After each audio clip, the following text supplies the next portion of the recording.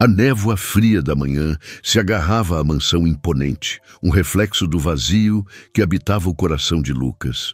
2 meses. 2 meses desde que o mundo dele desabou com a partida de Clara, sua amada esposa. Apoie o canal deixando seu like e se inscrevendo. E vamos para a nossa história. A casa, antes vibrante com risadas e amor, agora ecoava apenas o silêncio sepulcral da sua própria dor. Sofia, sua filha de 2 meses, um pequeno milagre que trazia consigo a dolorosa lembrança de Clara, era o único fio que o prendia à realidade. Seus dias eram um borrão de tarefas delegadas e noites insones, um ciclo vicioso de luto que o impedia de enxergar qualquer luz no fim do túnel. Ele se afogava em sua própria tragédia, um espectador passivo da vida que se recusava a seguir em frente. O peso da responsabilidade, a ausência avassaladora de Clara, tudo conspirava para aniquilá-lo. Lucas se tornara um fantasma em sua própria existência, assombrado pelas memórias de um amor que um dia fora tudo. Então, Beatriz chegou. Uma presença discreta, quase etérea, contratada para preencher o vazio que ele não conseguia lidar. Lucas a observava de longe, uma figura hesitante em seu mundo imerso na escuridão. Ele esperava a eficiência mecânica de quem cumpre um dever, mas algo em Beatriz, uma quietude diferente, uma sombra de melancolia que pairava em seus olhos, o intrigava. Ela se movia pela casa com uma gentileza sutil, um contraste gritante com a rigidez que ele havia imposto a si mesmo. Beatriz cuidava de Sofia com uma ternura que, de alguma forma, desarmava as defesas de Lucas. Ver a pequena nos braços dela, tão serena, tão amada, abriu uma fresta no gelo que o envolvia. Era um lembrete de que a vida, por mais que ele tentasse negá-la, persistia. Uma faísca tênue de reconhecimento, talvez de uma dor compartilhada, começou a se acender em seu peito, uma sensação tão estranha quanto assustadora. Um dia, o inevitável aconteceu. Lucas entrou no quarto de Sofia e a encontrou ali. Beatriz, sentada em uma poltrona aconchegante, amamentava sua filha. O choque inicial foi brutal, uma onda de surpresa crua que o deixou sem fala. Era uma cena íntima, uma conexão que ele, em seu estado de torpor, não conseguia processar. Seus olhos fixaram-se nela, tentando decifrar o que via. Havia uma naturalidade ali, um instinto maternal que transcendia a simples função de babá. Naquele momento, em meio à sua própria dor esmagadora, Lucas vislumbrou algo que não esperava: a capacidade de outra pessoa de oferecer o cuidado e o conforto que ele sentia que não podia mais dar. Era uma imagem poderosa, um vislumbre de humanidade em meio à sua desolação, e a primeira rachadura significativa em seu muro de gelo. Aquele momento, embora perturbador, abriu as comportamentais para uma conversa que mudaria tudo. Beatriz, percebendo o desconforto e a perplexidade de Lucas, não se retraiu. Em vez disso, com uma serenidade surpreendente, compartilhou sua própria história. Ela também conhecia a dor da perda, a angústia de um amor arrancado precocemente. Sua tragédia pessoal, embora diferente em sua forma, ecoava a desolação de Lucas. Essa revelação mútua, em meio à fragilidade do momento, forjou um laço inesperado. A dor se tornou um terreno comum, um ponto de partida para a compreensão. Lucas, ao ouvir Beatriz, começou a ver além de sua própria dor, a perceber que não estava sozinho em seu sofrimento. A empatia, antes um sentimento adormecido, despertou, e com ela a possibilidade de cura. A convivência diária, agora permeada por essa nova camada de compreensão, transformou a dinâmica entre eles. Beatriz não era apenas a babá. Ela se tornara uma confidente, uma companheira silenciosa em sua jornada de luto. Através dos cuidados com Sofia, um tipo de redenção começou a se manifestar. Lucas, ao observar Beatriz, redescobria a paternidade não como um fardo, mas como um ato de amor contínuo, um legado de Clara. A resiliência do espírito humano se manifestava na força com que ambos enfrentavam suas perdas, encontrando consolo na presença um do outro. As conversas se tornaram mais profundas, os silêncios mais confortáveis. O que começou como uma necessidade profissional evoluiu para uma conexão genuína, uma amizade forjada nas cinzas da dor, pavimentando o caminho para um futuro que, outrora impensável, começava a se desenhar com tons de esperança. O amor, como uma flor tenaz, começou a brotar onde antes só havia desolação. A relação de Lucas e Beatriz floresceu naturalmente, impulsionada pela admiração mútua e pelo respeito conquistado através da vulnerabilidade compartilhada. Cuidar de Sofia se tornou um ato de amor a dois, uma tarefa que unia seus corações em um propósito comum. Lucas via em Beatriz não apenas a guardiã de sua filha, mas a mulher que o ajudava a reencontrar a si mesmo. Ele se permitiu pela primeira vez em muito tempo sentir algo além da dor. O calor da companhia, a beleza de um sorriso compartilhado, a promessa de um novo começo. Beatriz, por sua vez, encontrou em Lucas um homem que, apesar de sua dor, possuía uma força interior admirável.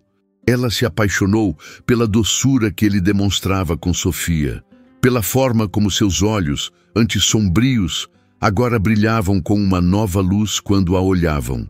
O amor que renascia das cinzas da perda era delicado, mas poderoso, capaz de transformar a tristeza em esperança. Eles aprenderam que a cura não significava esquecer, mas sim integrar a dor ao amor, permitindo que o passado enriquecesse o presente.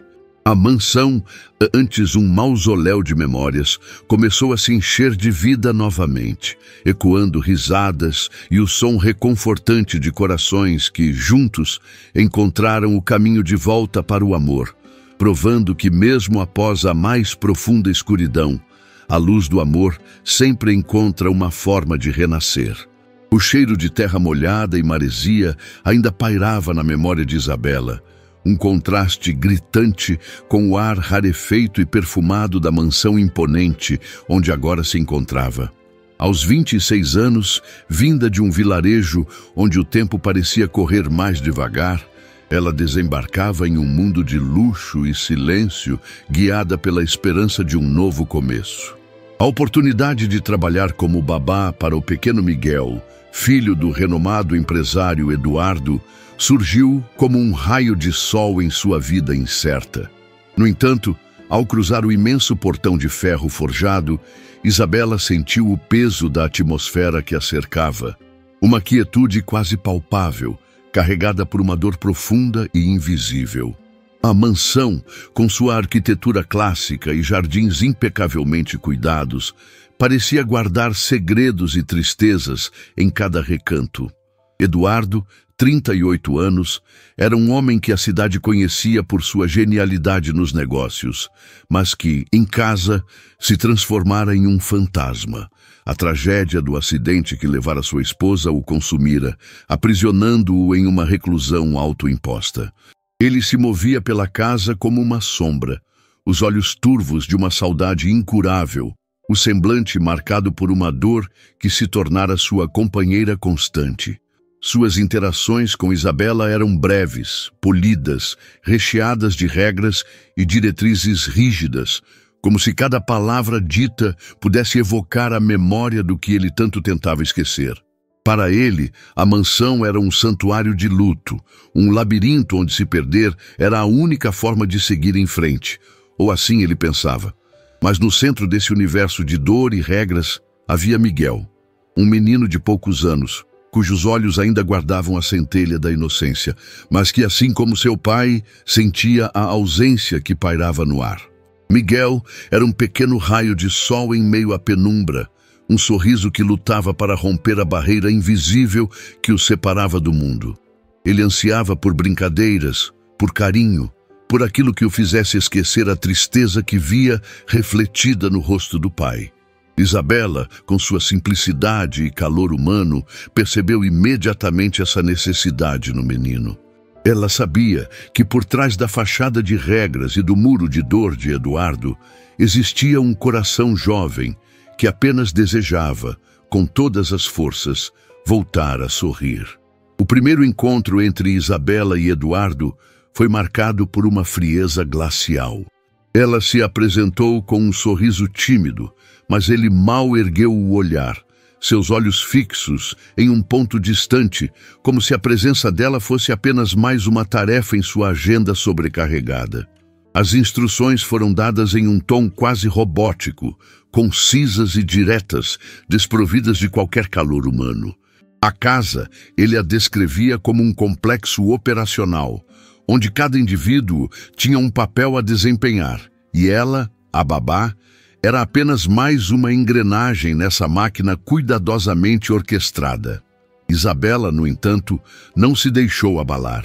Percebeu no menino Miguel uma necessidade latente de afeto, um reflexo da própria solidão que emanava do pai. Nos dias que se seguiram, Isabela dedicou-se a Miguel com uma ternura genuína. Ela transformou os quartos da mansão em cenários de contos de fadas, inventando brincadeiras que resgatavam a inocência perdida do menino. O riso de Miguel, antes raro e contido, começou a ecoar pelos corredores, um som doce e melódico que parecia quebrar o silêncio sepulcral que envolvia a casa. Ela lia histórias com vozes diferentes para cada personagem, criava teatros de fantoches com lençóis e meias e transformava as refeições em piqueniques imaginários no jardim. Para Miguel, Isabela era um portal para um mundo de imaginação e alegria, um respiro necessário em meio à aridez emocional em que vivia. Eduardo, em seus momentos de reclusão, observava essa transformação de longe. Ele a via interagir com o filho, a forma como seus olhos brilhavam ao ver Miguel sorrir, a paciência infinita com que ela o confortava em seus momentos de tristeza. A princípio, ele via a presença de Isabela como uma interferência desnecessária em seu ritual de luto, uma distração que o impedia de se afundar completamente na dor. Mas pouco a pouco, algo em seu interior começou a ceder. O som do riso de Miguel, filtrado pelas paredes grossas da mansão, começou a perfurar a armadura de sua melancolia. Ele se pegava, sem perceber, sorrindo em alguns momentos, um movimento quase esquecido em seu rosto. A eficiência fria com que Isabela cuidava de seu filho era acompanhada por uma empatia e um calor que ele, em sua dor, havia perdido. A luz que ela trazia para Miguel, gradualmente, começava a iluminar os cantos mais escuros de seu próprio coração. Era uma mudança sutil, quase imperceptível, mas que sinalizava o início de algo novo, uma rachadura na muralha que ele havia erguido ao redor de si mesmo. Isabela, imersa na rotina da mansão e observando a dinâmica silenciosa entre pai e filho, começou a perceber as profundezas da dor de Eduardo. Um dia, enquanto arrumava o antigo escritório de Clara, ela se deparou com um diário escondido em uma gaveta secreta. As páginas revelavam um Eduardo diferente, um homem apaixonado, cujas palavras transbordavam amor e devoção por sua esposa. Mas à medida que avançava na leitura, uma sombra sombria se revelou. As últimas entradas descreviam um conflito, uma discussão banal pouco antes de um trágico acidente que levou a vida de Clara. Eduardo se agarrava àquela memória como um carrasco, convencido de que sua raiva momentânea fora o estopim para a fatalidade, alimentando uma culpa esmagadora que o impedira de seguir em frente ou de sequer considerar amar novamente. Movida por uma compaixão que transcendia sua função de babá, Isabela decidiu tentar quebrar o gelo. Ela se aproximou de Eduardo com a intenção de oferecer conforto, de compartilhar o que havia descoberto em suas palavras mais íntimas, na esperança de que a verdade pudesse começar a libertá-lo. Ela o encontrou em seu refúgio particular, olhando para uma fotografia antiga de Clara, um sorriso triste pairando em seus lábios.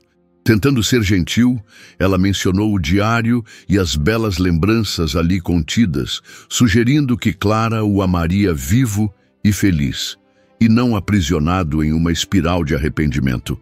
A reação de Eduardo, no entanto, foi devastadora. As palavras de Isabela, mesmo que ditas com as melhores intenções, atingiram uma ferida ainda aberta. Ele a repeliu com uma aspereza incomum, um grito de dor contido que a fez recuar. "Você não entende!" ele exclamou, a voz embargada pela emoção. "Eu não posso amar. Eu não vou amar de novo. Eu não mereço." Seus olhos, antes turvos de tristeza, agora ardiam com uma determinação fria. Ele a acusou de ser ingênua, de não compreender o peso de sua culpa, e deixou claro que sua presença, por mais bem intencionada que fosse, era um lembrete doloroso de tudo o que ele havia perdido e de tudo o que ele sentia que era incapaz de ter novamente. Desolada e entendendo que havia cruzado uma linha intransponível, Isabela sentiu que seu tempo ali havia chegado ao fim. A decisão de partir foi tomada em meio a lágrimas silenciosas. A ideia de deixar Miguel para trás, de vê-lo novamente imerso na tristeza de seu pai, apertava o coração de Isabela. Ao comunicar sua decisão a Eduardo, ela o fez com a seriedade de quem aceita uma derrota. No entanto, ao se despedir de Miguel, a verdadeira dimensão do impacto de sua partida se revelou. O menino, percebendo que sua amiga especial iria embora, desabou. Seus soluços eram desesperados, um choro profundo e incontrolável que ecoava pela mansão. Um grito de puro desespero que fez o próprio Eduardo se dar conta da profundidade do laço que havia se formado. Naquele momento, o choro do filho, mais do que qualquer palavra, abriu uma fenda ainda maior na armadura de Eduardo, confrontando-o com a consequência real de sua própria recusa em abrir o coração. O silêncio que se instalou na mansão após a partida de Isabela era mais pesado, mais opressor do que qualquer outro que Eduardo já havia experimentado. O eco das risadas de Miguel, antes um som que ele tentava ignorar, agora soava como uma melodia distante e insuportável. A casa, que parecia ter finalmente encontrado um sopro de vida com a chegada da jovem, regrediu ao seu estado anterior de desolação, um reflexo fiel da desolação que o dominava.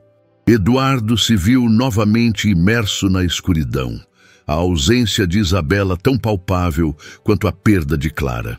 Ele se movia pelos corredores como um autômato, cada passo um lembrete de sua própria incapacidade de reter a alegria, de sua tendência autodestrutiva de afastar tudo o que lhe trazia luz. O vazio deixado por Isabela era um testemunho cruel de sua própria resistência em aceitar o perdão, em permitir que o amor, de qualquer forma, retornasse à sua vida. A realidade de sua solidão se tornou brutalmente clara. Ele havia interpretado a gentileza e a empatia de Isabela como uma imposição, uma ameaça à sua fortaleza de luto. E agora as consequências eram inegáveis. Miguel, privado da companhia que lhe trazia sorrisos, voltou a se recolher em si mesmo, um espelho da dor que emanava do pai. Eduardo via nos olhos do filho a mesma tristeza que outrora o assombrava. E pela primeira vez, a realização o atingiu com a força de um golpe físico. Ele não estava apenas lamentando Clara, estava condenando seu próprio filho a uma vida de privação emocional, perpetuando o ciclo de dor que ele mesmo se impunha. A culpa por não ter visto antes, por ter sido tão cego pela sua própria dor, o consumiu. Em meio a essa crise de consciência, Miguel, seu amigo de longa data e confidente, decidiu intervir. André encontrou Eduardo em seu escritório, o mesmo local onde Isabela havia descoberto o diário, a imagem de Clara projetada em sua mente. André, um homem pragmático, mas de coração compassivo, não hesitou em confrontar o amigo. "Eduardo", ele começou, a voz firme, mas carregada de preocupação. Você vai passar o resto da sua vida fugindo do amor, fugindo da felicidade? Isabela não era clara, mas era uma pessoa que trouxe luz para você e para Miguel, e você a afastou. As palavras de André foram como um espelho, refletindo a verdade que Eduardo se recusava a encarar. A confrontation continuou, André insistindo na necessidade de Eduardo quebrar o ciclo de autoimolação. Ele lembrou a Eduardo que o amor por Clara não precisava ser um obstáculo para amar novamente, mas sim uma força que o inspirasse a viver plenamente, a honrar a memória dela através da própria felicidade. A ideia de que o amor poderia coexistir com a saudade, de que era possível encontrar um novo capítulo sem apagar o anterior, começou a germinar na mente de Eduardo. A ideia de que ele estava privando Miguel, não apenas de uma babá, mas de um futuro mais feliz, foi o gatilho final. Ele percebeu que a verdadeira homenagem a Clara não era se afogar na dor, mas sim encontrar a força para amar e ser amado novamente, para reconstruir a vida que a tragédia havia interrompido. O som estridente da campainha da mansão foi o primeiro sinal de que algo mudara. Eduardo, com uma determinação que há muito não sentia, acionou o interfone, seu coração batendo descompassado em seu peito. Do outro lado, a voz hesitante de Isabela soou, confirmando que ela estava na porta, pronta para partir definitivamente. Ele sabia que aquele era seu momento, uma oportunidade única de reverter a tempestade que ele mesmo havia criado. A culpa o corroía, mas uma força nova, a vontade de recomeçar, de honrar não apenas a memória de Clara, mas também a promessa de um futuro para Miguel, o impulsionava. Ele desceu as escadas em passos largos, cada batida do coração, um lembrete de sua falha, mas também de sua esperança. Ao abrir a porta, a viu ali, a mala em uma mão, o olhar desviado, uma melancolia familiar em seus olhos.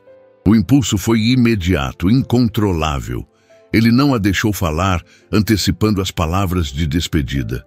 Isabela, começou ele, a voz embargada pela emoção que ele lutava para controlar. Eu fui um tolo, fui um covarde. Ele respirou fundo, reunindo coragem. Eu não sei como amar direito. Minha dor me cegou, me transformou em alguém que eu não reconheço. Eu afastei você, afastei a esperança e quase afastei Miguel de qualquer chance de ser feliz. Ele deu um passo à frente, seus olhos fixos nos dela, buscando qualquer sinal de permissão. Mas eu quero aprender, quero tentar, por você, por mim e, mais do que tudo, por Miguel. Isabela o olhava com uma mistura de surpresa e apreensão. As palavras de Eduardo, cruas e sinceras, desmantelavam a armadura que ela havia construído para si mesma. A hesitação era palpável em seu corpo, um conflito interno entre a dor da rejeição e a faísca de esperança que as palavras dele acendiam. Ela havia se preparado para ir embora, para seguir em frente em sua própria jornada, mas a verdade em seus olhos, a vulnerabilidade em sua voz, a atingiram profundamente. Ela via ali não o homem frio e distante que tentara rejeitá-la, mas um homem quebrado, lutando para se reerguer. Um pequeno sorriso começou a se formar em seus lábios, discreto, mas inconfundível.